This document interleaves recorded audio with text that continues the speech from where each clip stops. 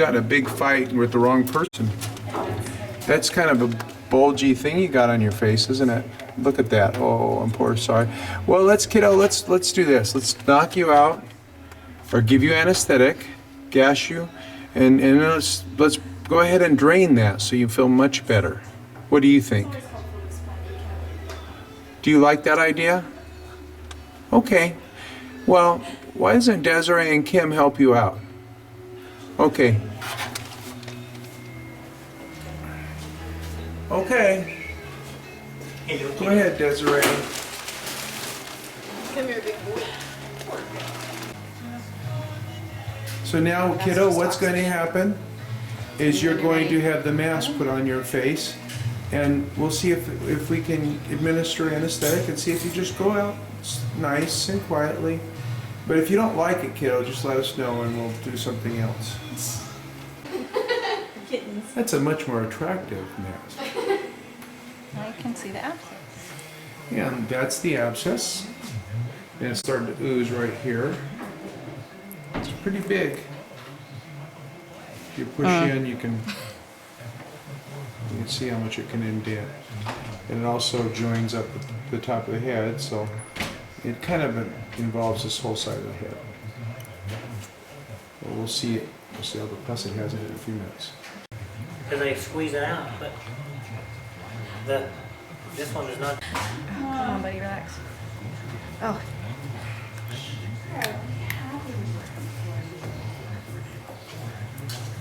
Okay, so now we're tying it in. Tying the trachea tube in so it doesn't slip out. And the trachea tube is a plastic tube that comes right out of the trachea. We're hooking up the hose from the anesthetic machine to the trachea tube, and then now kiddo can continue getting gas and give us room to work on that bumpy head. So we'll shave up the hair so we can get a nice area to work with, and so then the pus doesn't cake up on the hair afterwards. So now we'll prep up the area just to kind of get most of the gross bacteria off, even though it is very infected. So you don't have to prep off too much, Amanda, because it's actually a big pussy infected wound. So, kiddos, just breathe the gas, and we can see, let's see. There's breath going up and down, and there's his blood concentration of oxygen and his heart rate. His concentration of oxygen is 98 and his heart rate is 148. Both great. And here's the gross pus coming out of the ruptured area. You can see. It's like a little red waterfall. You can see where the drain's going to go. So we'll just open that area up. And then that way the drain can come from up on top of the head, clear down. Make the top hole a little bit more open with scissors. The reason why I'm doing this is because that's a little tiny hole, and you really want a little bit bigger hole, and they heal so fast, but this one's scarred up a little bit. So I'm going to open it up. So.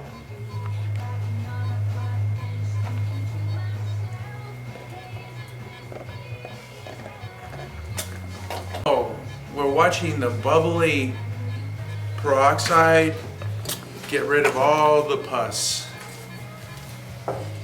And we've made it look really gross now. We'll do that. So you actually put it in like this. So, and we don't want to make it too long. Once the abscess is drained and flushed, suture is used to go through the drain and suture it securely to the skin so it doesn't slip out and keeps the wound nice and open. And we don't worry too much about the suture stuff because it's a infected incision, so we don't have to worry about being sterile. So, but all this does is helps the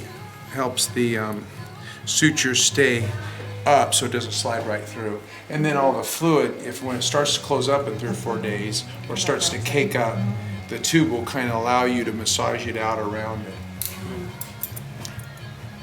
A lot of people think the drain's there so the fluid will go through it, but it actually just goes around it and it keeps those wounds open. Abscesses have to heal from the inside out. With such a big area to heal, we need to keep it open till the skin seals back down to the whole area. And those are a series of square knots to tie it in.